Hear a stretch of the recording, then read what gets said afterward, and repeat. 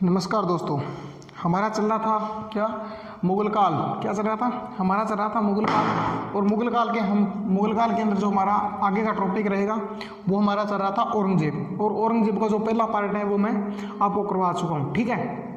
तो आज हम पढ़ेंगे औरंगजेब के बारे में। मैंने क्या बताया था औरंगजेब के बारे में? औरंगजेब के बारे में मैंने आपको बताया था कि यह क्या है, एक कट्टर मुसलमान शासक था। क्या है? कट्टर सुन्नी शासक था। क्या था? कट्टर सुन्नी शासक था, ठीक है। ये बात मैंने बता दी, कट्टर सुन्नी शासक था। और ये क्या करता था, सादा जो जीवन है वो जीता था। क्या करता था? सादा जीवन जीने में विश्वास रखता था।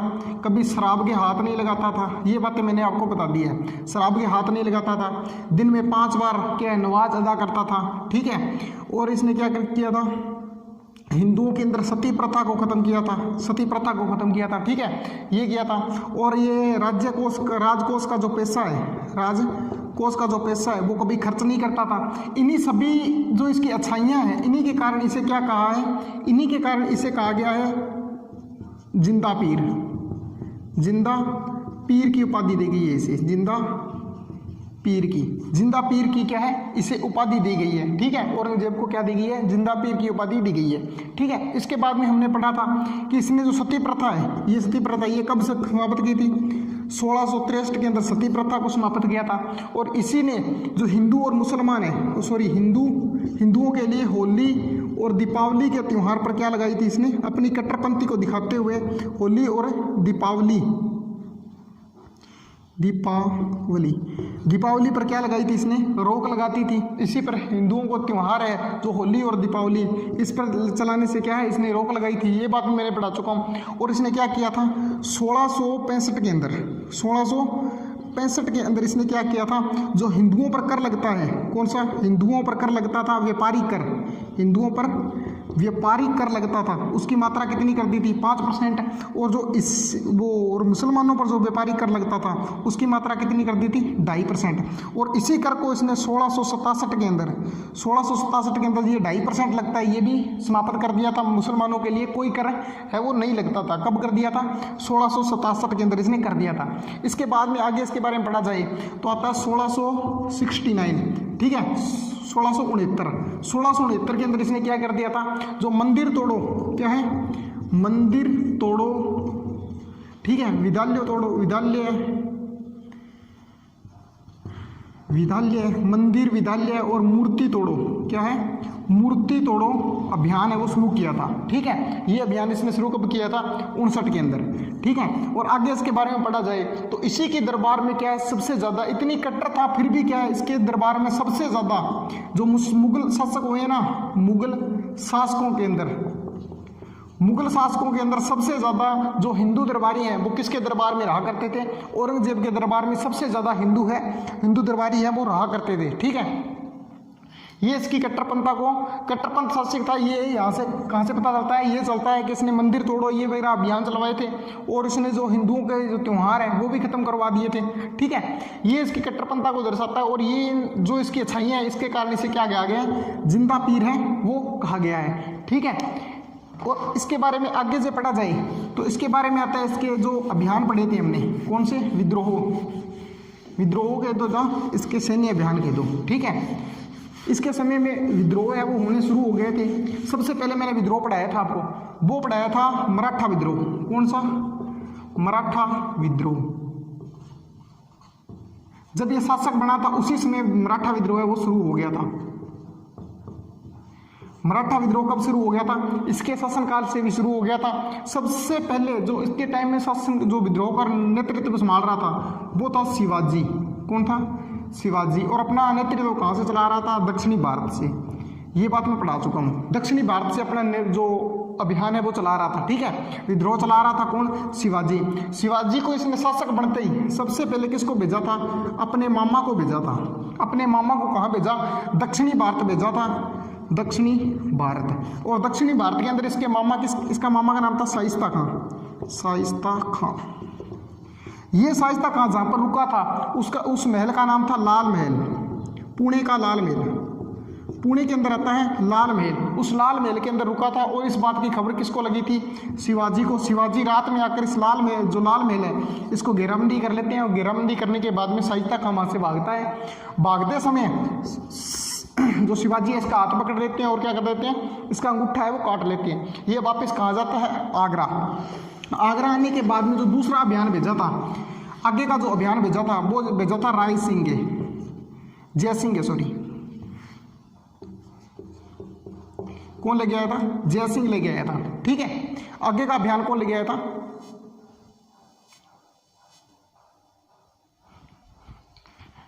आगे का विद्रोह लेके आया था वो कौन लेके आया था? जय सिंह लेके आया था। कौन?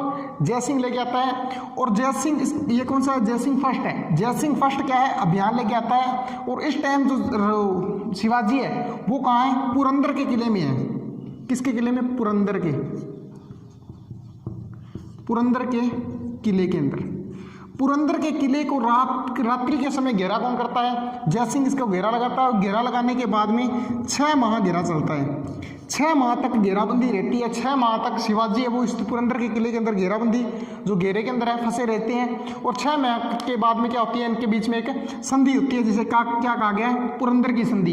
इस पुरंदर की संधि के अंदर, इसी पुरंदर की संधि के अंदर क्या है? मुगलों को 24 दुर्ग देने पड़े थे।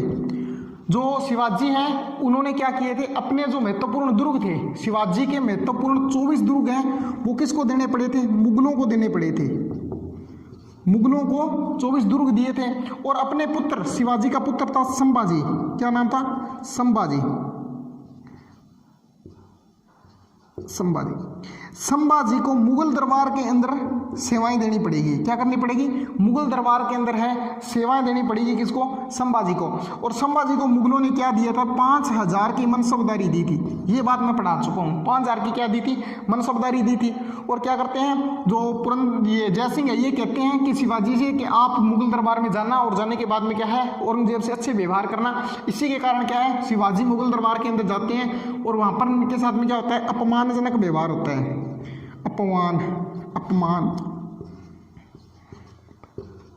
अपमानजनक क्या है? व्यवहार किया जाता है। कौन करता है? औरंगजेब करता है। इसके कारण शिवाजी को गुस्सा आ जाता है और लड़ाई वगैरह हो जाती है। और क्या है? शिवाजी को और संभाजी को क्या किया जाता है? मुगल दरबार, जो मुगल है आगरा है, आगरा के अंदर क्या है? कैद कर लिया जाता है। आगरा का जयपुर भवन, क्या है? आगरा का जयपुर भवन। आगरे के जयपुर भवन में, आगरा के जयपुर भवन के अंदर क्या है? शिवाजी को और संभाजी को कैद कर लिया जाता है। और वहाँ से 6 महीने के बाद में शिवाजी रिहा होकर आते हैं। उसके बाद में कभी भी मुगलों के जो हाथ है वो शिवाजी नहीं आए थे। शिवाजी ने जो नेतृत्व संभाला था, जो अपना विद्रोह चलाया था, वो चलाया था इन्होंने 1680 तक। 1680 तक लगातार विद्रोह चलाते हैं। कौन? शिवाजी चलाते हैं, मराठों का नेतृत्व संभालते हैं। इसके बाद में इनके पुत्र संभाजी आते हैं। कौन आते हैं? संभाजी। संभाजी ने लगातार विद्रोह संभाला था। 80 के बाद में क्या आते हैं? 80 से लेकर 89 तक जो संभाला था विद्रोह, कौन किसने संभाला था? मराठों का विद्रोह। जो आगे का नेता आया था वो कौन आया था? संभाजी आया था, शिवाजी का पुत्र। और इसके बाद में संभाला था, उसका नाम है राजा राम। राजा राम ने आगे का नेतृत्व है, जो मराठों का नेतृत्व है वो संभाला था। और इन्होंने संभाला था 1693 तक। 1693 तक राजा राम है वो क्या है? इनका नेतृत्व संभालते हैं और विद्रोह करते हैं। किसके खिलाफ? औरंगजेब के खिलाफ। और आगे का इसका नेतृत्व संभालने वाले थी ताराबाई। कौन? ताराबाई।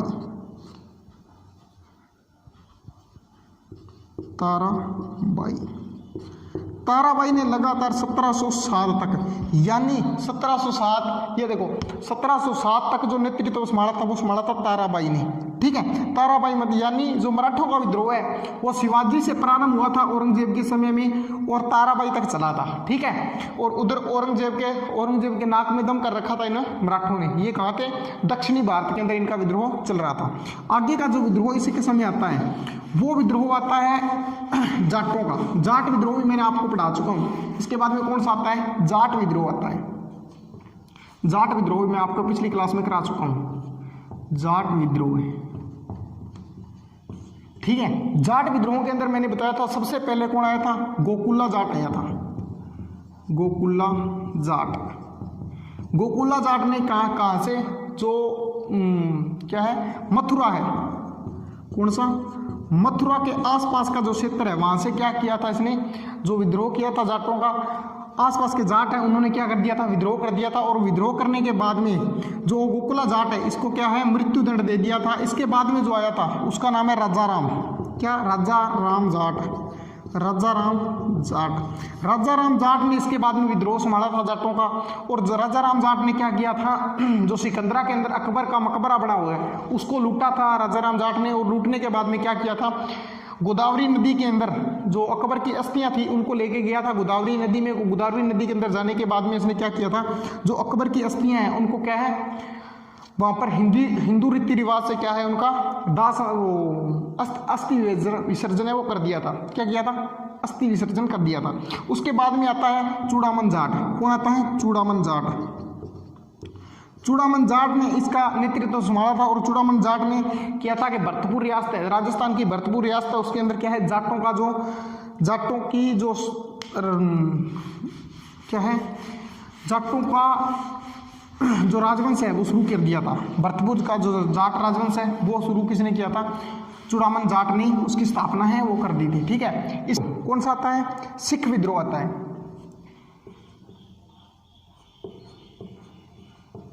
सिख विद्रोह, सिख विद्रोह। सिखों के 9वें गुरु थे गुरु तेग बहादुर। कौन थे, गुरु तेग बहादुर। सिखों के 9वें गुरु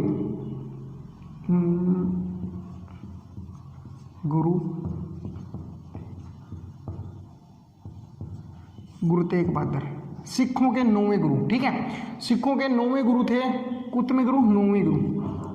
9वें गुरु थे गुरु तेग बहादुर। गुरु तेग बहादुर को इन्होंने बंदी बना लिया। और बंदी बनाने के बाद में क्या है, इनको जो सिख धर्म है वो स्वीकार करने के लिए इन्होंने यातनाएं दी बहुत सारी। ठीक है, मतलब इनको मजबूर किया गया सिख धर्म है अपने सिख धर्म स्वीकार करवाने के लिए। लेकिन इन्होंने अपना जो धर्म है वो नहीं छोड़ा, इसीलिए इनको मृत्यु दंड दिलवा दिया। क्या दिलवा दिया, मृत्यु दंड।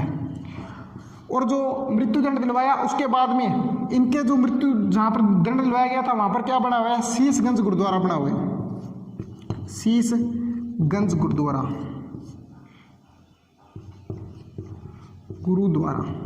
शीशगंज गुरुद्वारा है वो बना हुआ है। ठीक है, किनके, जो गुरु तेग बहादुर है इनकी याद में कौन सा बना हुआ है, शीशगंज गुरुद्वारा है वो बना हुआ है। इसके बाद में गुरु 10वें गुरु आते हैं। 9वें गुरु कौन थे, गुरु तेग बहादुर जी।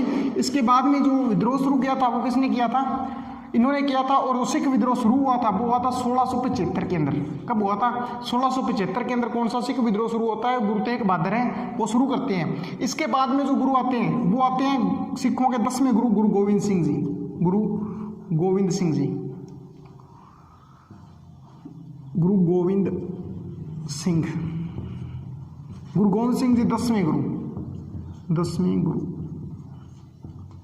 गुरु गोविंद सिंह जी आते हैं 10वें गुरु। इन्होंने लगातार 1707 तक विद्रोह जारी रखा। किसके खिलाफ, औरंगजेब के खिलाफ लगातार विद्रोह इनका जारी रहा। कब तक, 1707 तक लगातार इनका विद्रोह है वो जारी रहा। और इनका विद्रोह समाप्त होने वो औरंगजेब की मृत्यु के बाद में औरंगजेब का एक पुत्र था जिसका नाम है मुअज्जम। ठीक है, क्या नाम है, मुअज्जम। इस मुअज्जम के आग्रह पर क्या है, इस मुअज्जम के आग्रह पर क्या है, जो गुरु गोविंद सिंह जी है ये कहाँ गए थे, दक्षिणी भारत गए थे। कहाँ गए थे, दक्षिणी भारत के अंदर, दक्षिणी भारत।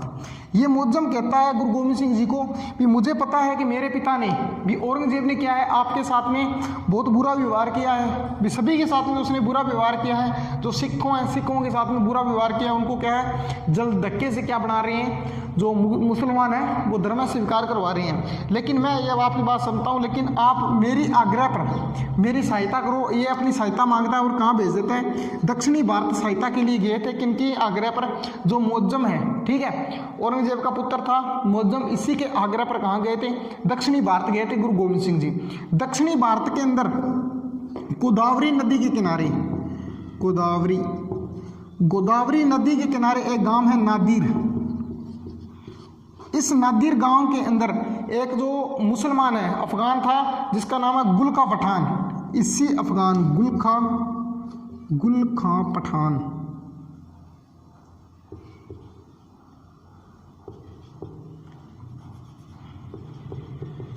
गुल खां पठान, इस गुल खां पठान ने धोखे से गुरु गोविंद सिंह जी इनके पीठ में जो छुरा है वो घोंप दिया था। ठीक है, छुरा घोंप दिया था। अब जो इसका जो विद्रोह है, जो सिख विद्रोह है, ये चलता है 1707 तक। मैंने बताया था अभी, ये भी लंबे टाइम तक चला था। कब से चला था? 75 से लेकर 1707 तक विद्रोह है वो सिख विद्रोह भी इसके बाद में चलता है। इसके बाद में जो विद्रोह किया था वो किसने किया था? इसके बाद में जो विद्रोह है वो किया था इसके पुत्र अकबर ने। किसने? इस अकबर का, इसी के पुत्र है अकबर। इसी का पुत्र कौन था? अकबर था। इस अकबर ने विद्रोह कर दिया था 1682 के अंदर। 1682 के अंदर इस अकबर की जो एज है, उम्र है, वो हो चुकी है 40-42 साल। कितनी हो चुकी है? 40-42 साल की जो उम्र है वो हो चुकी है। अब हुआ यूं कि अकबर है, ये पुत्र है किसका? औरंगजेब का। लेकिन औरंगजेब है वो क्या है? अभी जवान लग रहा है, और जो अकबर है वो क्या है? बूढ़ा लग रहा है। 40 साल की उम्र के अंदर बुजुर्ग लगने लग गया। कौन? अकबर लगने लग गया। इसको ये लगा भी 40 साल मेरी उम्र है और मेरे पिता है वो अभी तक भी मतलब ऐसे लग ही नहीं रहा, अभी इसकी मृत्यु होने वाली है। ठीक है, तो ये सोचता है भी राजा वगैरह मैं तो बनूंगा नहीं, सबसे बड़ा पुत्र है ये क्या है? औरंगजेब का सबसे बड़ा पुत्र था। इसी के दो दोस्त थे। एक तो था मेवाड़ का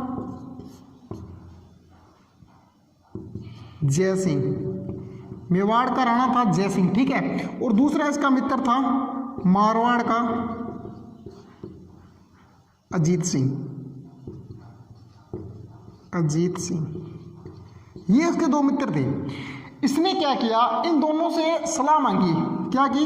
अकबर ने इससे सलाह मांगी, यार भी मेरा पिता है वो क्या है भी मरने के नाम ही नहीं ले रहे, भी हमारा जो पिता है वो मरने का नाम ही नहीं ले रहा, यार मैं राजा कब बनूंगा, मैं शासक कब बनूंगा। तो इन दोनों ने सलाह दी भी इसको सल्टा दे, औरंगजेब के खिलाफ क्या कर दे? विद्रोह कर दे। ये कहते ऐसा भी हो सकता है क्या? ये क्या हो क्यों नहीं सकता? अभी पिता को भी मार सकता है क्या? ये क्या हो क्यों नहीं सकता? ये जयसिंह कहता है भी देखो हमारे इतिहास में भी देख लो आप, जो हमारे उदा हैं, मेवाड़ के कौन है? उदा है। उसने क्या अपने पिता का जो महाराणा कुंभा है उसका काम सल्टा दिया था, उनको मार दिया था। और इधर मारवाड़ में अजीत सिंह कहता हाँ भी सही बात है, हमारे भी ऐसा हुआ है, हमारे मालदेव जी ने भी राव गंगा का सा काम सल्टाया था। ठीक है, तो ये क्या करता है? अपने पिता के खिलाफ क्या कर देता है? विद्रोह कर देता है। कब? 82 के अंदर विद्रोह है वो शुरू कर देता है। इस विद्रोह की खबर लगती है औरंगजेब को और औरंगजेब भागता है इसके पीछे। ठीक है, औरंगजेब इसके पीछे भागा था। तो ये सबसे पहले आया किसके पास? मारवाड़ के पास। मारवाड़ वाले अजीत सिंह को बोला यार औरंगजेब मेरे पीछे पड़ा है, क्या करूं? तो ये बोला यार मुझे मरवाएगा, आगे जा आगे। ठीक है, ये आगे भेज देता है। आगे किसके पास में? जयसिंह के पास में। जयसिंह को बोलता है अरे मेरे पिता आ रहे हैं पीछे, औरंगजेब आ रहा है यार। ये बोलता है तू चला जा दक्षिणी भारत। कहाँ चला जा? दक्षिणी भारत। दक्षिणी भारत के अंदर तेरे पिता के सबसे बड़े विद्रोही कौन है? मराठा। कौन है? मराठा। मैंने बताया था ना दक्षिण भारत के अंदर कौन थे? मराठा थे। मराठा के पास चला जा, कुछ नहीं पड़ेगा इसका। ठीक है, तो ये कहाँ चला गया? दक्षिणी भारत चला गया था। और ये दक्षिणी भारत जाने के बाद में औरंगजेब आया कहाँ? मारवाड़ वाले ने अजीत सिंह ने पूछा भी यारे अकबर आया था क्या? इसने बोला हाँ मेवाड़ की तरफ गया है। पीछे ये भी आ गया, इससे पूछा, इसने बोला भी वो गया दक्षिणी भारत किसके पास में? मराठाओं के पास में चला गया। तो औरंगजेब इसका दमन करने के लिए कहाँ जाते हैं? दक्षिणी भारत जाते हैं। औरंगजेब कहाँ जाता है? दक्षिणी भारत जाता है अपने पुत्र अकबर का जो विद्रोह है दबाने के लिए। कहाँ जाता है? दक्षिणी भारत। दक्षिणी भारत में दक्षिणी भारत के अंदर अकबर के कहाँ है? मराठों के पास में। इसको पता चलता है कि जो औरंगजेब वो कहाँ आ रहा है? दक्षिणी भारत आ रहा है। तो ये चला गया था कहाँ? फारस। ये कहाँ चला जाता है? फारस चला जाता है। और फारस के अंदर इसकी क्या हो जाती है? मृत्यु हो जाती है। अकबर की मृत्यु कहाँ हुई थी? फारस के अंदर क्या हो जाती है? इसकी मृत्यु। ठीक है, इसकी मृत्यु कहाँ हो गई थी? फारस के अंदर ये मर गया था। अब देखो कब आया था औरंगजेब? सबसे पहले 1682 के अंदर कहाँ जाता है अकबर का विद्रोह दबाने के लिए? दक्षिणी भारत के अंदर जाता है। कहाँ जाता है? दक्षिणी भारत। दक्षिणी भारत के अंदर जाता है। शासक बनने के बाद में क्या है, शासक बनने के बाद में अकबर जो औरंगजेब है ये पहली बार कहाँ गया था, दक्षिणी भारत गया था। जब ये राजकुमार था उस समय ये दक्षिणी भारत गया हुआ था, लेकिन शासक बनने के बाद में कब गया, ये 82 के अंदर गया है। अब क्या करता है, ये सोचता है यार उधर से तो क्या है मैंने सब कुछ जीत लिया, और इधर का जो बड़ा प्रांत है, इस तरफ बड़ी प्रांत है, बड़े जो रियासतें थी वो बाकी थी। एक बड़ी रियासत आती है गोलकुंडा, गोलकुंडा मैं पहले भी जो क्लास से उन्हें पढ़ा चुका हूँ गोलकुंडा को। एक थी बीजापुर, बीजापुर को, और एक बड़ी रियासत थी अहमदानगर, अहमदानगर। ये 3 बड़ी रियासतें थी कहाँ की, दक्षिणी भारत की। ये 3 बड़ी रियासतें क्या थी, दक्षिणी भारत की बड़ी रियासतें थी। इन्हीं 3 रियासतों को जीतने में जो औरंगजेब है इसको अपनी जो 82 से लेकर 1707 तक पूरी उम्र लग जाती है। कब तक, 82 से लेकर 1707 तक ये कहाँ रहता है, दक्षिणी भारत के अंदर। ये 3 रियासतें जो है जीतने के अंदर औरंगजेब उड़ जाता है, और इसके बाद में दक्षिणी भारत से वापिस औरंगजेब कभी नहीं जा पाता उत्तरी भारत। क्या है, दक्षिणी भारत के बाद में जो औरंगजेब वापिस कभी आगरा नहीं गया था, ये यहीं पर इन 3 रियासतों के अंदर उलझ के रह गया था। ठीक है, तो इसी के अंदर क्या है, औरंगजेब की यहीं पर 1707 के अंदर क्या होती है, मृत्यु हो जाती है। किसकी मृत्यु हो जाती है, औरंगजेब की मृत्यु हो जाती है। इन्हीं 3 रियासतों के अंदर उलझ के है वो रह जाता है। ठीक है, ये नासूर बन गया था। ये क्या है, दक्षिणी भारत है, औरंगजेब के लिए क्या बन गया था, नासूर बन गया था। इसी के अंदर इसकी मृत्यु हो जाती है, और दक्षिणी भारत के अंदर ही क्या बना हुआ है, इसका मकबरा बना हुआ है। दक्षिणी भारत में इसका क्या बना हुआ है, मकबरा बना हुआ है। औरंगजेब का मकबरा क्या बना हुआ है, दक्षिणी भारत के अंदर इसका क्या बना हुआ है, मकबरा है वो बना हुआ है। ठीक है, तो दोस्तों ये था औरंगजेब। मैंने कंप्लीट अपने तरफ से पढ़ाने का जो प्रयास किया है। ठीक है, तो आप बताना भी आपको ये क्लास कैसी लगी। जो आगे का जो टॉपिक है वो मैं अगली वीडियो के अंदर अपनी लेके आऊँगा। तब तक आप इस वीडियो को देखना और मुझे बताना भी आपको ये वीडियो कैसी लगी। थैंक यू, धन्यवाद।